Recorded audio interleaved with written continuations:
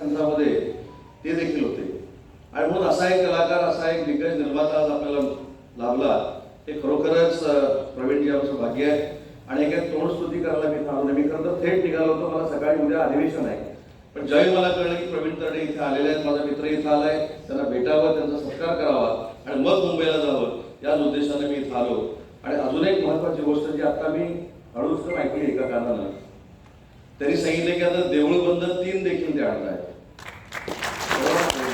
काही गोष्ट कधी करायचं, मार्केट मी मारून घेतो आणि माझा मतदारसंघ आहे, बाकी काय नाही. पण त्याच्या पुढचं वाक्य मला भावलेलं जे मी सांगतो, जी माझी अपेक्षा आहे की त्याचं 50% शूटिंग ते गुहागर रत्नागिरीमध्ये करणार. त्याच्यामुळं प्रवीण जे आले, रत्नागिरी शहर त्यांनी बघितलं, आता प्रत्येक पिक्चर त्यांनी रत्नागिरीमध्ये करावा असं माझं मत आहे. आणि तुम्ही काढलेला प्रत्येक पिक्चर चालतो हे देखील आता सगळ्यांना कळलेलं आहे. त्याच्यामुळे निदान आमचे 5-10 कलाकार तुमच्या माध्यमातून महाराष्ट्राच्या रंगभूमीवर जातील, महाराष्ट्राच्या चित्रपटामध्ये जातील आणि आमच्या रत्नागिरीचं नाव घेतील, हे देखील मला एकदा सांगायचं आहे. आणि या स्पर्धेचं महत्व देखील मला प्रवीण सांगायचं आहे. आज रमेश भाटकर साहेबांच्या नावाने ही स्पर्धा आम्ही घेतो. त्या स्पर्धेचं वैशिष्ट्य काय, तर हौशी रंगभूमीमध्ये गावागावांच्या नाटकांचा प्रयोग होतो, तिथं आमचा परीक्षक जातो, तिथं त्यांचा नंबर काढतो. असे यावर्षी 57 नाटकं या परीक्षकांनी बघितली. ते संघाला तर धन्यवाद दिलेच पाहिजेत, परंतु माझ्या परीक्षकांना देखील धन्यवाद दिले पाहिजेत की त्यांनी गावागावामध्ये जाऊन परीक्षण केलं आणि त्याच्यात हे नंबर आले. आणि मी आव्हानात्मक सांगतो, पुढचे नंबर आले ते मला देखील माहिती नाही, माझा हस्तक्षेप पण नसतो. 1 नंबर कोणाचा आलाय, 2 नंबर कोणाचा आलाय, 3 नंबर कोणाचा आलाय, हे उद्या मी वर्तमानपत्रात किंवा सोशल मीडियाला वाचेल, मला माहिती देखील नाही. एवढी पारदर्शकता आम्ही संस्थेमध्ये ठेवली. आणि त्याच्या पुढची पारदर्शकता अशी आहे की माझ्यासोबत काम करणारे कोण कुठच्या पक्षाचं काम करतात हे आजपर्यंत मला माहिती नाही. मध्ये मला कळलं सतीशकडे कुठच्या पक्षाचं काम करतात ते नगरपालिकेला, पण तोपर्यंत मला माहित नव्हतं की कोण कुठच्या पक्षाचं काम करतं. त्याच्यामुळं आमची संस्था, जरी मी अध्यक्ष असलो किंवा मी विश्वस्त जरी असलो, तर याच्यामध्ये पक्षाचा लवलेशही नाही आणि भविष्यात देखील आपल्याला तो लावायचा नाही. आज मला अजून एक तुम्हाला माहितीसाठी गोष्ट सांगायची आहे. अनेक कलाकार या रंगमंचावर येतात, काहीतरी त्रुटी निघाली की त्याच्यावर ते रील्स बनवतात, महाराष्ट्रामध्ये पसरवतात. आणि असंच काही वर्षापूर्वी प्रसंग या व्यासपीठावर घडला होता, या रंगमंचावर घडला होता. त्या अभिनेत्याचं मी नाव आता सांगत नाही, पण त्यावेळी मी एक मनाची कुंगाट घातली होती की फक्त रत्नागिरीचं नाट्यगृह चांगलं करायचं नाही, तर जिथं जिथं मला संधी मिळेल तिथं इथं नाट्यगृह ते अतिशय सुस्थितीत करायचं. आणि म्हणून पालकमंत्री होतो मी पहिल्यांदा सिंधुदुर्गचा. सिंधुदुर्गाचं मामा वरेरकर नाट्यगृह आम्ही चांगलं केलं, वेंगुर्ल्याचं. त्याच्यानंतर नाही मला वाटतं कालेलकर, वेंगुर्ल्याचं मधुसूदन कालेलकर. त्याच्यानंतर वचंदर कांबळेंच्या नावानं आम्ही कुडाळला नाट्यगृह बांधलं. त्याच्यानंतर हे नाट्यगृह आम्ही सुस्थितीत केलं. इंदिरा गांधी सांस्कृतिक केंद्र नाट्यगृह चिपळूणचं सुस्थितीत केलं. आणि त्याच्या पुढचं खेळचं देखील मीनाताई ठाकरे सभागृह जे नाट्यगृह आहे ते देखील आम्ही करोडो रुपये देऊन सुस्थितीत केलं. आजच्या आमच्या नाट्यगृहाची परिस्थिती जर आपण बघितली तर महाराष्ट्रातली सगळ्यात चांगली नाट्यगृह कुठे असतील तर माझ्या कोकणामध्ये आहे.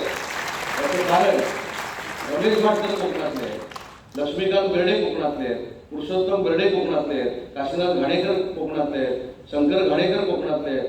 असे जे दिग्गज आपण बघतो, महेश मांजरेकर आमचा कोकणातला आहे, तुम्ही मगाशी नाव घेतलं वैभव मांगले कोकणातला आहे. आता नवीन टीम जी आहे, प्रभाकर मोरे असेल, ओंकार भोजने असेल, ही सगळी टीम कोकणातली आहे. आणि कोकणानं या रंगमंचाला भरभरून दिलेला आहे. आणि म्हणून कोकणातली देखील नाट्यगृह चांगली राहावं ही अपेक्षा माझी होती. पुढच्या वर्षी येताना तुम्हाला आता प्रवास करून यायची आवश्यकता नाही, थेट विमानात आम्ही सुरू करण्याचा आजच बघा, तुमचं पायगुण कदाचित असेल, आम्ही आजच डिफेन्स बरोबर एमओयू केला आणि त्यांच्या ताब्यातली धावपट्टी ही आम्ही आमच्या ताब्यामध्ये घेतली. 3 ते 4 महिन्यामध्ये एअर अलायन्स नावाच्या कंपनीचं ATR विमान हे रत्नागिरीपासून नवी मुंबईला सुरू होतंय, रत्नागिरीपासून आज आम्ही जोडलेली आहे. त्याच्यामुळे आता कलाकारांना गाडीतनं येण्याची गरज नाही, थेट तुम्ही विमानाने येऊ शकता. अशी देखील यंत्रणा महाराष्ट्र शासनामार्फत आम्ही केलेली आहे. मागच्या वर्षी जर तुम्ही आला असता तर नक्कीच मला शिव्या घालून गेला असता. रस्ता मागच्या वेळी असा नव्हता, खड्डेमय होता. आणि रोज सकाळ संध्याकाळी ते व्हॉट्सअपवर बघायचो, उदय सामंत काय करतो, उदय सामंत काय करतो, उदय सामंत काय करतो. पण आज तुम्ही माझं कौतुक केलं. आज रस्ता जर तुम्ही बघितला तर 7 ते 8% रस्ता फक्त शिल्लक राहिलाय. बाकी सगळा एअरपोर्टच्या एअरस्ट्रीप सारखा रस्ता करण्यामध्ये आम्ही यशस्वी झालो.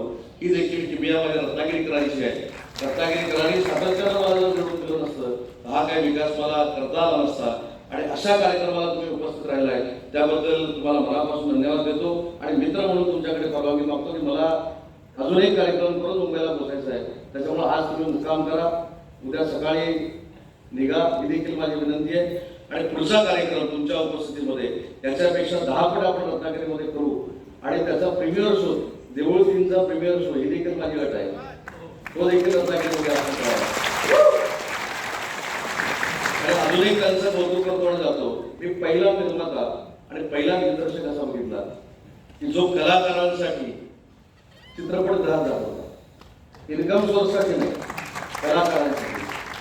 आणि अख्ख्या महाराष्ट्रामध्ये तुम्हाला आम्ही फिरताना बघितलं अशा पद्धतीचे दिग्दर्शक आणि निर्माते हे महाराष्ट्राच्या रंगभूमीवर आणि चित्रपट सृष्टीमध्ये जर निर्माण झाले तर बॉलिवूड आणि टॉलिवूडला मराठी चित्रपट सृष्टी क्रॉस करेल हा विश्वास माझ्या कार्यक्रमाला आहे. आणि म्हणून तुम्हाला आपण रत्नागिरीमध्ये स्वागत करतो. एवढं बोलल्यानंतर एखादा रोल मला पुढच्या पिक्चरमध्ये देता आला त्याचा देखील विचार आपण करावा.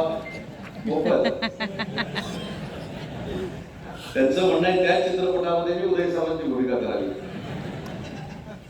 तर त्यांचं पुन्हा एकदा मी स्वागत करतो, त्यांना धन्यवाद देतो. आणि भविष्यामध्ये प्रवीणजी आपलं आमच्या कलाकारांवरचं प्रेम असंच ठेवावं एवढीच विनंती करून तुम्हाला भविष्याच्या वाटचालीसाठी शुभेच्छा देतो आणि थांबतो. जय हिंद, जय महाराष्ट्र.